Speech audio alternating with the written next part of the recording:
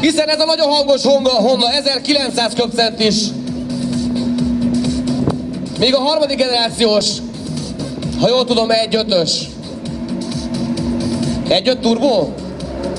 Ja igen, látom, 2-es kategória, tehát 1.5-ös, de turbós, így 2-es kategóriában van. Tehát 1.5 turbo a Honda Civic 3 gen, és 1.9 szívó, ha jól tudom. A Honda hátlóbos Kis Gyuri.